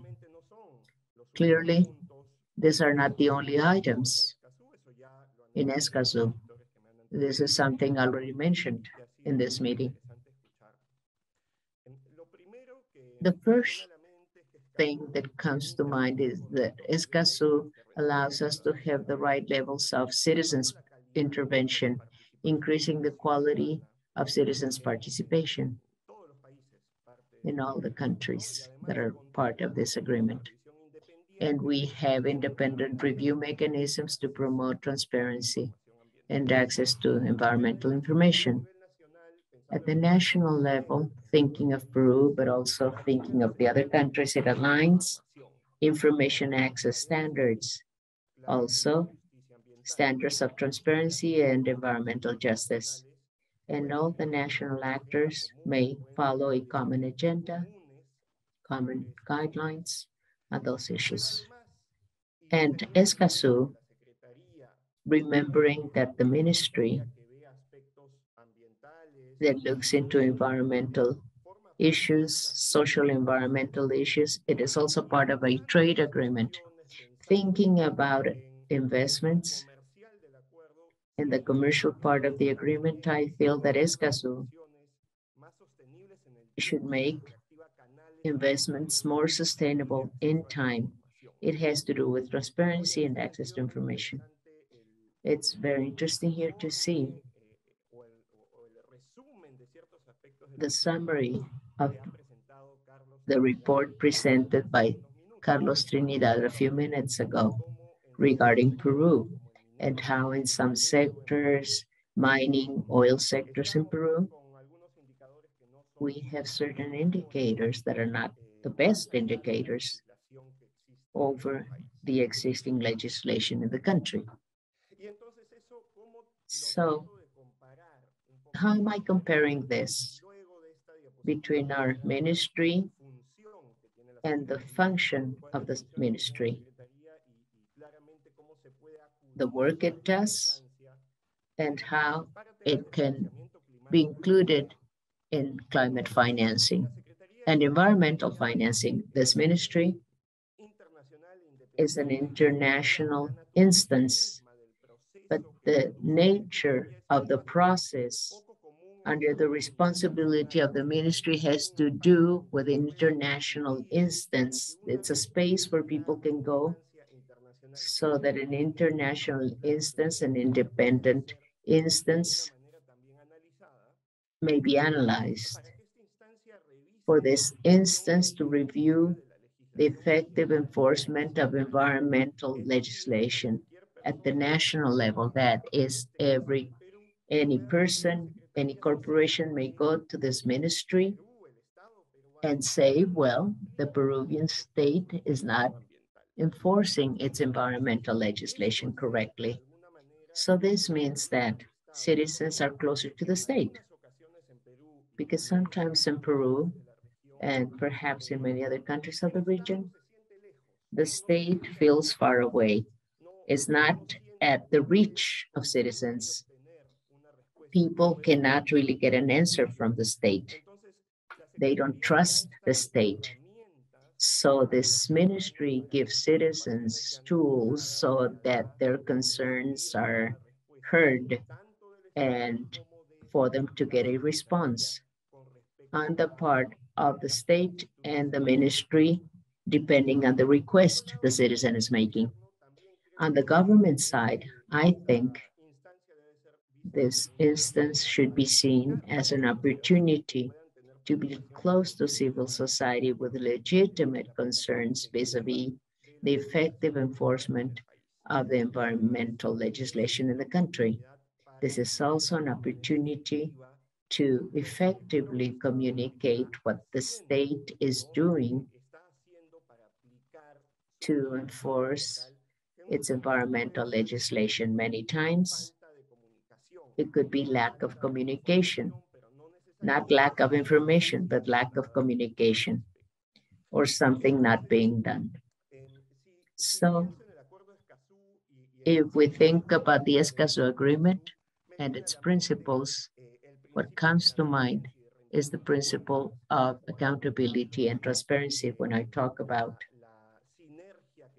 the synergy between Escazú and this ministry. So to give you the context of this Ministry for Environmental Compliance requests, this was created in 2015 and it started working in 2017 through an agreement between Peru and the US. It is based in the OAS in the Sustainable Department of the OAS. And it depends on the environmental issues. And this has 4 authorities, 2 Peruvian and 2 US authorities. Although this secretariat is independent, it has a link with this Council of Environmental Affairs representing both countries and representing that agreement between both countries. But the story of this secretariat started in 2017, but there is a rich history of the way the secretariats work in the region, and this is something that may help us better understand the Escazú Agreement. And this is the same function in terms of the respective agreements. In 1994, through the North American Agreement, NAFTA, North American Free Trade Agreement, and the cousin of this agreement that was passed in 1994, which is the Environmental North American Agreement, we created a commission for environmental issues, and we started getting requests through this commission. Since that year, we started working with the United States, Canada, and Mexico, and they started getting requests of people from those 3 countries whenever they thought one of the countries was not enforcing their environmental legislation correctly. So now this has received 101 requests for all 3 countries. In 2006, the same thing happened with the Commercial Promotion Agreement for Central America and the Dominican Republic. The Secretariat started working on this, and it has received 43 requests until now. And then after that, Panama and Colombia also started participating. So we have over 150 requests received in all the secretariats. In the Peruvian case, the standards ruling the functioning of the secretariat are Articles 18, 18.9, 18.8, and some instruments allowing us to do the work of the Secretariat for the implementation of the agreement, the Memorandum of Understanding between Peru, the United States, and OAS, and the Environmental Affairs Council. The decisions have to do with issues that are not in the Free Trade Agreement. This is information you can find in our website. It talks about the procedure once the request is received. The Secretariat takes the request, and if the criteria are met, then the Secretariat asks the United States or Peru to explain if it believes this request approaches certain issues that are happening, and in terms of the compliance of other circumstances, for instance, damage or perhaps hostilities, the Secretariat may recommend the Council to prepare a file with the facts, which is an independent investigation done by the Secretariat around the actions or the facts motivating the request. So this is an independent investigation to see what Peru or the United States have done, or any of the other countries that are part of the other agreements, to establish and see if this request was correctly based, to give way to transparency among state actions and the investigation done by the Secretariat. All the elements that are part of this process are public elements. Any person can access those elements, even the response given by the Peruvian state and the investigation done by the Secretariat. Thus, it's a matter of looking into very specific concerns. In the Peruvian case, 4 requests have been submitted. 2 did not comply with the requirements. Rather, the first one did not comply with the requirements. The third one, 2019, that's when it was submitted. The central topic was addressed. It was solved, so we closed the request. But the second and fourth request, the second one, there was a file opened. It's already been published. It's already been disclosed, and this has to do the native federation of the Madre de Dios River and affluents, and this is number 2. And then this was presented at the Secretariat. That's where it was submitted. It had to do with enacting special legislation in Peru. And this legislation did not take into consideration the process of dialogue among the different communities, as for instance, the previous consultation legislation. This legislation was affecting collective rights. There was no opportunity to consult those rights. So this request, a file was opened. It was managed by the Secretariat that spoke about specific actions on which this request was based. And the last one was a confidential request. People asked their names not to be disclosed. This is now in process. We are opening the file, and this is now underway. It has to do with legislation 28694. The Peruvian state gave an answer on this, but even with that answer, the Secretariat recommended opening a file because it believes that the answer of the Peruvian state did not fully cover the concerns of people making the request. And the file is now being opened. This is more or less the process we follow, or that we followed for request 2 on the river problem. And the file can now be disclosed. It's available for disclosure.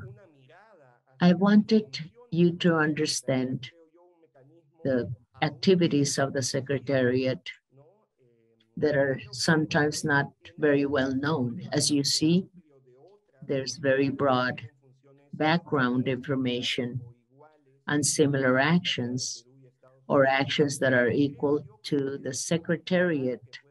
And I think this can complement efforts made by some organizations in the region, thinking of Peru, to promote transparency, citizens' participation, and promote accountability with timely information for citizens and organizations in Peru on the performance of the state in environmental legislation enforcement. This is the file, and thank you very much.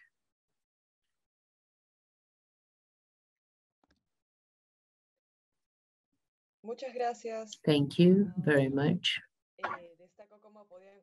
Yes, interesting to hear this intersection between Escazú and the Secretariat. Yes, this has to do with investments and climate environmental financing. Now, Mr. Daniel Noroña, let me remind you this is being recorded and we are streaming this event as well. Now, to close this panel and then to go on to the Q&A session, let me give the floor to Daniel Noroña of Redesca. Yes, he is in Ecuador, and he has a master's degree on international law, the University of New Orleans, and he is Deputy Director for Latin America of the Human Rights Global Network and also the Climate Change Network and Human Rights. And he has participated in many publications on human rights, international law, and development. He worked in the Attorney General's office as well in his country, Ecuador. He's a consultant right now on economic, social, cultural, environmental rights of CIDH. You have the floor, Mr. Noroña. Thank you so much, Daniela. What a pleasure being here with all of you. I want to thank the IPC and the Konrad Adenauer Foundation for inviting us.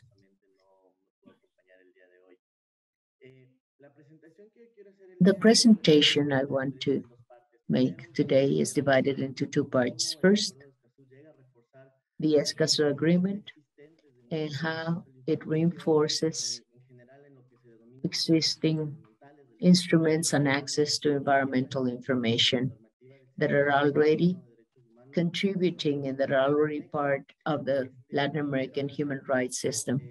I wanted to talk about additional provisions in this context of climate environmental financing through the different mechanisms of the system and complementarity of the different agreements and how the instruments can complement each other in terms of the inter-American system instruments and also instruments of Article 9. To start, I think it's important to say that the inter-American system has recognized the importance of access to information and also access to transparency for full participatory democracy as part of the guarantees. Generally, these obligations are part of Article 13 of the Inter-American Convention that has to do with access to information. This has to do with a contribution being made on the importance of the right to information, and it talks about the importance of the right to information and how it is a particular obligation on environmental issues. we have to understand that the guarantee of the right to information and transparency, especially, this is part of the environmental context, and this strengthens democracy, environmental democracy, which is part of the inter-American system. It considers this because if we look at Article 15 of the Ibero-American Democratic Charter, we see that this is also guaranteeing the right to environmental information. This refers to the need of having open mechanisms of protection to safeguard issues related to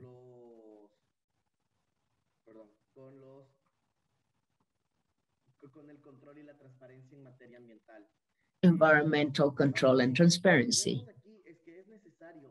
It's necessary to continue strengthening all this through our own practices that should be based on guaranteeing transparency. The more transparency, the stronger the mechanisms will be, especially instruments related to climate and environmental financing. And there is a report on those issues, especially related to transparency and the different projects that are taking mitigation adaptation measures vis-a-vis climate change. And this has to do with social, environmental, cultural, economic rights, access to limitation. There are issues as well that have to do with water rights, food rights, the right to food, and this is there to make sure that there are transparent mechanisms.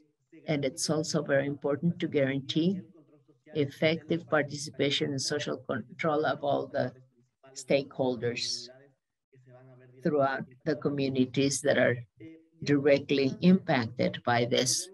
This is important because we have articles guaranteeing, and we have articles 5 and 6 talking about access to information, and Article 7 that has to do with participation issues. Well, this has to do with what the American Commission has already, the Inter-American Commission has already mentioned through the rapporteur's role in terms of the entering into effect of the Escazú Agreement. This agreement should be also part of the existing measures. We are facing obligations of Article 26 referring to the development of social, cultural, environmental, economic rights. This is very important because of the impact it has, understanding the nature of the obligations of the Escazú Agreement, which is twofold: immediate character obligations, enforcement of the non-discrimination principle, and then the other one, progressive obligations, hand in hand with non-regression of rights. And for that, we have a more schematic interpretation of the Inter-American law. This comes from the Rio de Janeiro Agreement, and this is contained in different articles of different instruments, including for countries that are not part of this convention. This has to do with the system itself that may better protect individuals seeking full effectiveness of their rights within the framework. And that's where the Escazú Agreement comes into play. what makes it different from other agreements. It talks about environmental defenders, and that makes it different. We are now discussing this today, and we are linking it to another challenge. This has to do with access to justice.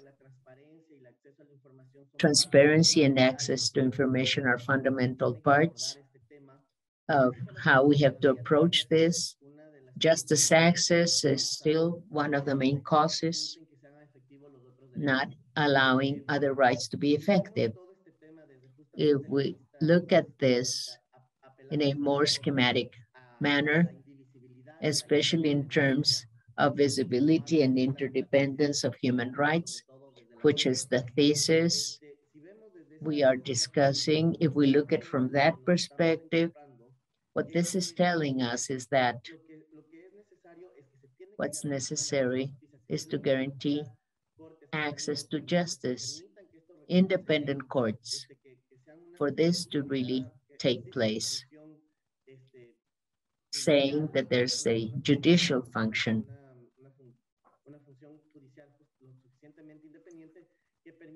An independent function where those cases can be submitted.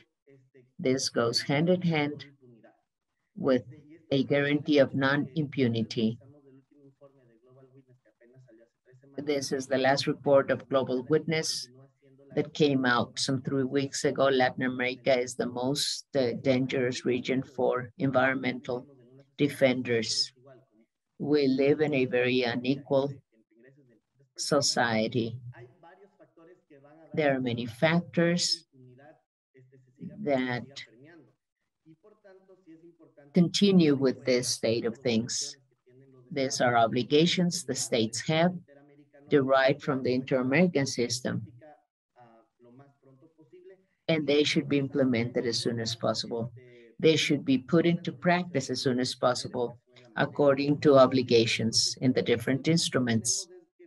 So we're going to have 2 different regimes that are going to be holding a dialogue. It's important to highlight that Escazú, it's an inter-American instrument. It doesn't come from the processes of the inter-American system, OAS or other fora. However, it does have a dialogue with other instruments of the system itself. In this sense, what I was saying is that the moment will come when controversies, disputes may arise, and we would have to address those controversies. And the implementation committee of the Escazú Agreement will have to participate actively with the protection mechanisms that we already have in the inter-American system. So the gateway is through the Commission. That's why it's important to see how we're going to start holding this dialogue. I think there should be a virtual circle. We're beginning in the Human Rights Network, in the Environmental Rights Network, REDESCA by its Spanish acronym. And this has to do with the committee to support the implementation of the Escazú Agreement. So what is this dialogue all about? It has to do with the nature of the committee. It's consultative committee, quasi-jurisdictional, adversarial nature. This is not the case. However, we have to have the different actors participating in this dialogue. There will be no contradiction as such between both mechanisms. However, it will be interesting to see the type of dialogue they will have.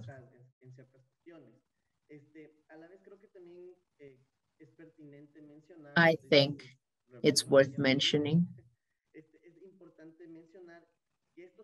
that these are necessary steps to guarantee that all the projects that are being financed will comply with their objective, will honor their objective, for instance, reducing CO2 emissions, generating better conditions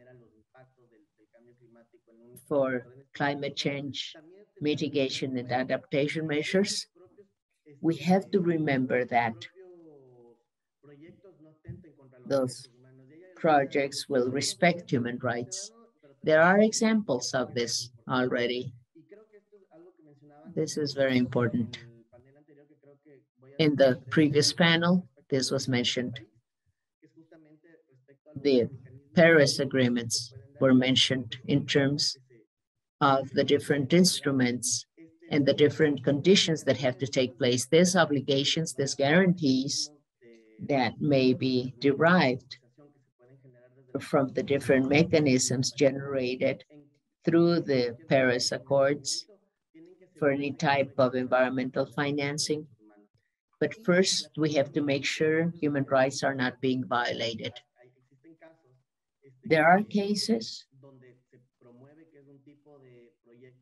promoting climate projects. Unfortunately, once they are implemented, sometimes they're not enforcing all the principles. I think this is something we are seeing from the optics of our network. And this is very important also to see the decisions made by the authorities. We have a case in Colombia. This is going through the independent investigation mechanisms. This is the IDB participating through the appropriate analysis of what has happened with that project to see if in reality the main steps were taken to prevent this from happening. So there's a first approach on this issue. Second, something that has not been seen, that has to be analyzed, has to do with the collective property rights. I'm talking about indigenous communities and the rights they have over their land. In Honduras, there's another case. There are some degrees of inconformity from the population there at the multilateral level. This has been analyzed. And we also have the independent mechanism of the climate change measures. This is in the Caribbean coast. This has been recently accepted for the follow-up mechanism. And there we see there's an issue in terms of claims being made by the indigenous peoples of Nicaragua. So this is very important. Why is it necessary to implement these measures and to guarantee transparency? Why is it important for these two mechanisms to start holding a dialogue between them? This is very important. Obligations are clear. Therefore, these obligations will have to be part of the state strategies as well, and the strategies of institutions in charge of looking into these international bodies or entities that will have to have a very important role, making sure that the states use their different capacity to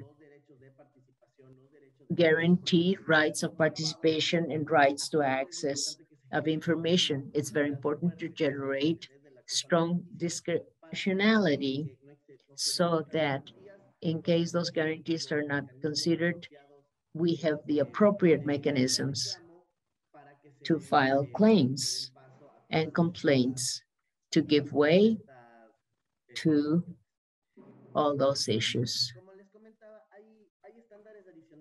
There are additional standards in the system.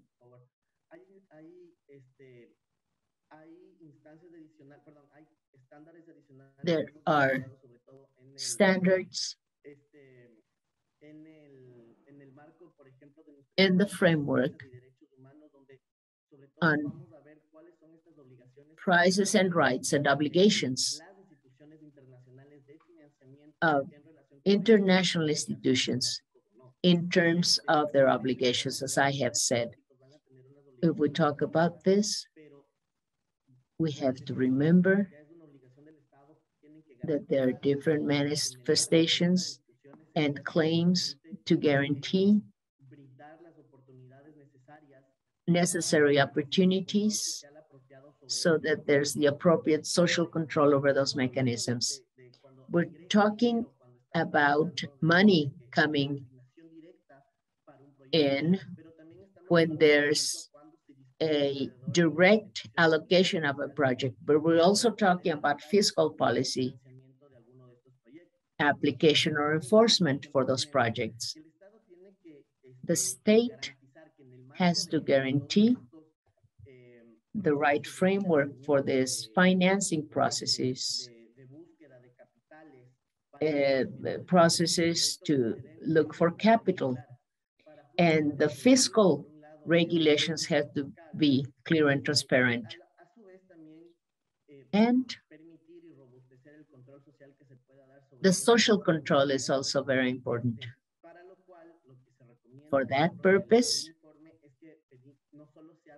the report talks about a risk assessment based on economic cost, benefit, but also a risk assessment on how those projects are going to impact the guarantee for the respect of human rights. This will be reinforced through aspects as the fight against corruption, human rights report, the report on public policies of the Inter-American Commission, public policies, and human rights, where the important thing is to have transparency and the most inclusive participation possible. But this cannot be done if we don't have public administration. Independent judicial function, allowing claims being filed in different sectors to have an opportunity to be investigated. So this is the system that's going to be generated according to compliance and according to the Escazú Agreement. This is not against any other instrument. At any rate, they complement each other. And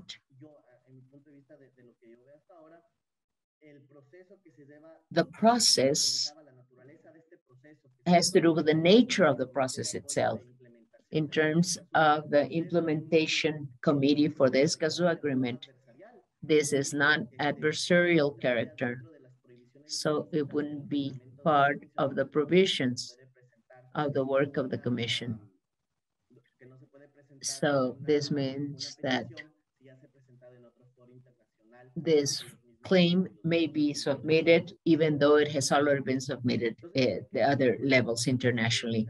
That's what I wanted to say. I will be happy to answer your questions, and thank you for giving me the space. Thank you so much for your presentation, Mr. Noronha. Thank you for your comments on how guaranteed to access to information guarantees environmental democracy and how the Escazú Agreement recognizes this. Now let us go on to the Q&A session following the methodology of the previous panel. Let me read both questions, and then you have a few minutes to answer them. One or both questions. First,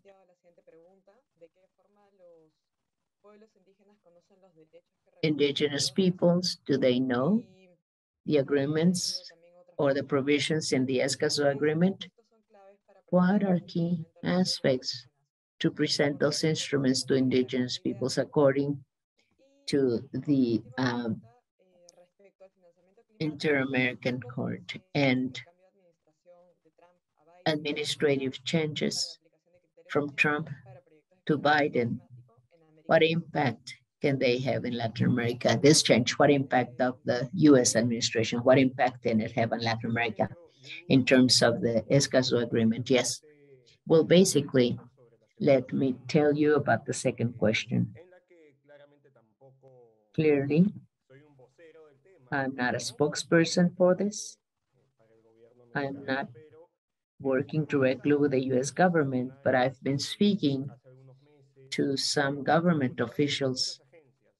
A few months ago, I've been talking to different US agencies, and the answer has always been very clear. Basically, they said, it's like night and day. The change has been profound in terms of priorities of environmental issues in this administration. This is a different focus. It prioritizes trade less. It doesn't neglect trade, but it doesn't have such a big priority as it had in the previous US administration. This administration prioritizes not only working on environmental issues, but working together with other countries on environmental issues in specific periods. We have seen the configuration. Just a few days ago, a new agreement was signed between USAID and Peru. One of the pillars for that new interesting agreement and also donation of resources. One of the pillars for those resources has to do with environmental issues. It is something we've been working on for years in collaboration with the US Cooperation Agency. So I think the opportunities of working with the US administration under Biden's government are more promising and approachable. And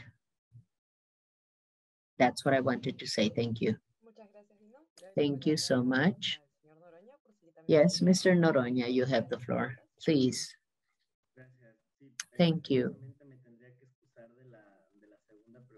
Yes, I don't think I can answer the second question.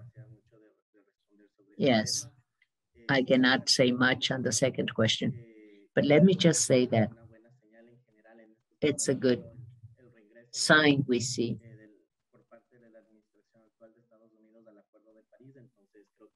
We see that the US went back to the Paris agreements, and this is all very positive.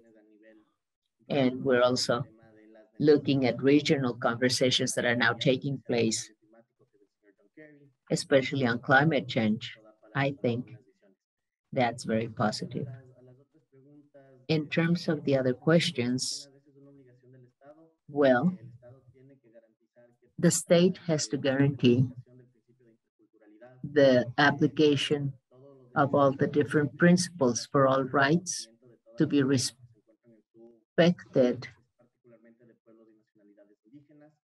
especially in indigenous communities. This is of the utmost importance, and this constitutes great responsibility. This is not only at the cultural level, it has to do with human rights and heritage, and always related to human rights, cultural rights. Thank you. Thank you, perfect. Thank you very much. Yes, we cannot take all the other questions, so let us close our event. Well,